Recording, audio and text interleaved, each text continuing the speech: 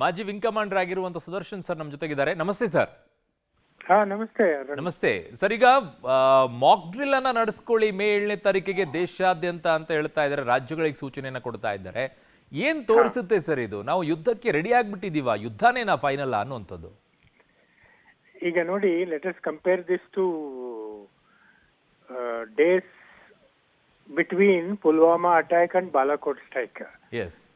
ಅಲ್ಲಿ ಏನಾಗ್ತಿದೆ ಅಂದ್ರೆ everything was very secretive. Hmm. ಯಾರು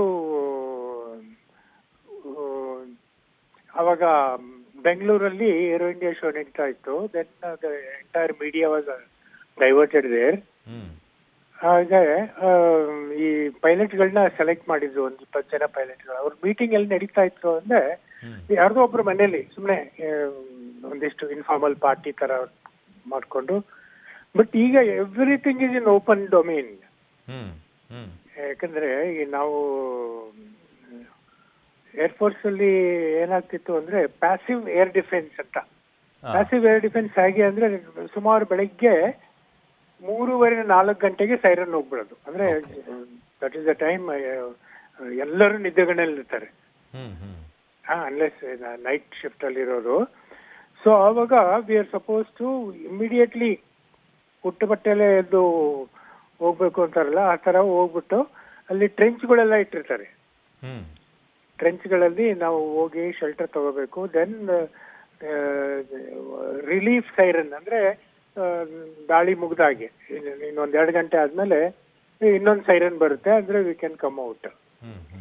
ಅಲ್ಲಿ ಟ್ರೆಂಚ್ ಒಳಗಿದ್ದಾಗ ನಾವು ಏನೇನೆಲ್ಲ ತಗೊಂಡು ಹೋಗ್ಬೇಕು ಅಂತ ಒಂದು ಲಿಸ್ಟ್ ಕೊಟ್ಟಿರ್ತಾರೆ ನಮಗೆಲ್ಲ ಟ್ರೈನಿಂಗ್ ಅಲ್ಲಿ. ಅದಲ್ಲ ಸುದರ್ಶನ್ ಸರ್, ಇಡೀ ದೇಶಾದ್ಯಂತ ಜನ ಎಲ್ಲ ಈ ವಿಚಾರದಲ್ಲಿ ಎಚ್ಚರಿಕೆ ಇರಬೇಕು ಅಂತ ಕೇಂದ್ರ ಸೂಚನೆ ಕೊಡ್ತಾ ಇದೆ ಅಂತಂದ್ರೆ ಏನ್ ತೋರಿಸ್ಕೊಡ್ತಾ ಇದೆ ಅಂತ ಇದು? ಇಟ್ ಈಸ್ ಬಿಗ್ ಅಂತ. ಬಿಗ್. ಹಾ, ಇದು ಇದೇ ಒಂದು ಸಮಯದಲ್ಲಿ ಇದು ಬರೀ ಗಡಿ ಪ್ರದೇಶದಲ್ಲಿ ಅಂದ್ರೆ ರಾಜಸ್ಥಾನ್, ಗುಜರಾತ್, ಪಂಜಾಬ್, ಜಮ್ಮು ಕಾಶ್ಮೀರ್, ಡೆಲ್ಲಿ, UP ಆ ತರ ಎಲ್ಲ ಜನರಲಿ ಒಂದು ಅವೇರ್ನೆಸ್ ಇಡೀ ದೇಶದಲ್ಲಿ. ನಾವು ಬೆಂಗಳೂರಲ್ಲಿ ಸೇಫ್ ಅಂತ ಅನ್ಕೊಂಡು ನಮಗೇನಾಗಲ್ಲ ಬಿಡು ಅನ್ನೋ ಒಂದು ಭಾವನೆ ಬರಬಾರ್ದು. ಬಟ್ ಯಾವ ಸಂದರ್ಭದಲ್ಲಿ ಮಾಕ್ ಡ್ರಿಲ್ ಅನ್ನ ಮಾಡಿಸ್ತಾರ ಸರ್ ಇಡೀ ದೇಶಾದ್ಯಂತ? When war is imminent. Okay. ಅಂದ್ರೆ ನೋಡಿ, ಯುದ್ಧ ಯಾವಾಗಲೂ ಅಂತಿಮ ಅನಿವಾರ್ಯತೆ ಅಂತ ಹೇಳ್ತೀವಿ.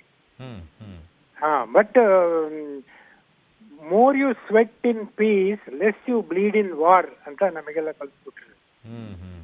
ಸೊ ಈಗ ನಾವು ಸ್ವೆಟ್ ಮಾಡಿದ್ರೆ ದೆನ್ ಅವರ್ ಅಟ್ರಿಷನ್ ರೇಟ್ ಅಂತ ಹೇಳ್ತೀವಿ. So we should be prepared. Basically ಇದೊಂದು ಇಡೀ ದೇಶಕ್ಕೆ ಒಂದು ಅವೇರ್ನೆಸ್ ಇರಬೇಕು. ಇಂಥದ್ದು ಒಂದು ಯಾವ ರೂಪ ತಗೊಳುತ್ತೆ ಯುದ್ಧ ಶುರುವಾದ್ರೆ ಅಂತ ಅದು ನಿಯಂತ್ರಣ ಇರಲ್ಲ ಒಂದ್ಸರಿ ಶುರುವಾದ್ಮೇಲೆ. ಬಟ್ ತೋರಿಸೋದೊಂದು ಹೊಡೆಯೋದೊಂದು ಅಂತಾನು ಮಾಡ್ಬೋದಲ್ವಾ ಸರ್? ಬಟ್ ಅದೇ ಈಗ ಅವರ ಒಂದು ಸ್ಟ್ರಾಟಜಿ ಏನಿರುತ್ತೆ ಅದಕ್ಕೂ ನಾವು ರೆಡಿ ಆಗಿರ್ಬೇಕು, ಬೋತ್ ಮೆಂಟಲಿ ಅಂಡ್ ಫಿಸಿಕಲಿ. ಅಂದ್ರೆ ಈಗ ನೋಡಿ, ಜಮ್ಮು ಕಾಶ್ಮೀರದಲ್ಲೆಲ್ಲ ಸ್ಟಾಕ್, ರೇಷನ್ ಸ್ಟಾಕ್ ಮಾಡ್ಕೊಂಡಿರ್ತಾರೆ. ಈ ಪಂಜಾಬಲ್ಲೂ ಅಷ್ಟೇ. ಯಾಕಂದ್ರೆ ಒಂದ್ಸರಿ ಅವರು ಶುರುವಾದ್ರೆ ಅವ್ರ ಜೊತೆಗೆ ಯಾರು ಬರ್ತಾರೆ, ಯಾರು ನಿಲ್ತಾರೆ, ಯಾವ ಸ್ಕೇಲಲ್ಲಿ ಆಕ್ರಮಣ ನಡೀಬಹುದು ನಮ್ ಕಡೆಯಿಂದ ಅವ್ರ ಕಡೆಯಿಂದ ಅಂತೇಳಿ we should not be taken by surprise. ಆವಾಗ it will be too late. ನಾವು ಆಹಾರ ವಸ್ತುಗಳನ್ನ ಶೇಖರಿಸಿಡಬೇಕು, ಫಸ್ಟ್ ಏಡ್ ಎಕ್ವಿಪ್ಮೆಂಟ್ಗಳು ಇರಬೇಕು, ಮೆಡಿಕೇಶನ್ಗಳು ಇರಬೇಕು, ಹಾಸ್ಪಿಟಲ್ಗಳು ರೆಡಿ ಆಗಿರ್ಬೇಕು. ಆಮೇಲೆ ಇದು it is not going to be ಒಂದ್ಸರಿ ಶುರುವಾದ್ರೆ it may encompass just entire country. ಶುರು ಮಾಡೋದಷ್ಟೇ ಗೊತ್ತು, ಎಂಡ್ ಮಾಡೋದು ಅಷ್ಟೇ. ಈಗ ನಮ್ಮ ಮುಂದೆನೆ ಉದಾಹರಣೆಗಳಿದಾವಲ್ಲ, ಯುಕ್ರೇನ್ ರಷ್ಯಾ ಅಂತೆ, ಆಮೇಲೆ ಹಮಸ್ ಇಸ್ರೇಲ್ ಅಂತೆ.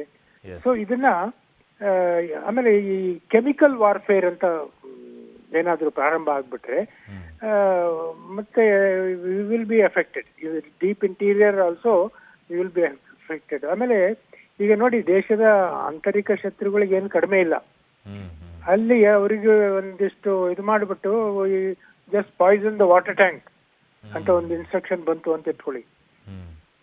ಸೊ ಇದಕ್ಕೆಲ್ಲ ನಾವು ರೆಡಿ ಆಗಿರ್ಬೇಕು. ಸೊ ದಟ್ ಅವೇರ್ನೆಸ್ ಇದೊಂದು ಡ್ರಿಲ್ ಆದ್ರೆ we are in one grid ಅಂತ. Okay okay thank you Sudarshan sir public ಜೊತೆಗೆ ಮಾತಾಡಿದ್ದಕ್ಕೆ.